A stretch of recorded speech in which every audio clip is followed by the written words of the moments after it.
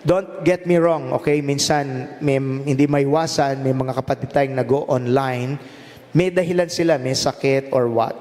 Pero for me, God is still merciful, kikilos pa rin ang Diyos. Yung pagsamba po kasi meron siyang elemento ng sakripisyo. Pakibanggit, sakripisyo.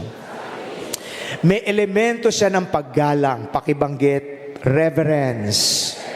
May elemento siya ng focus. Everybody say focus.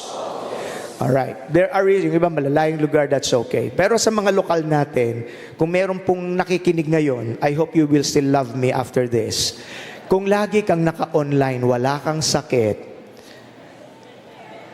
pero sa mall, in person ka,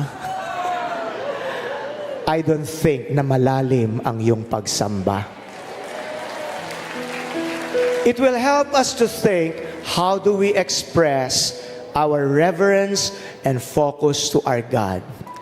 Sa isang malalim na Kristiyano, ang araw ng linggo, araw ng magalang na pagsamba sa ating Panginoon.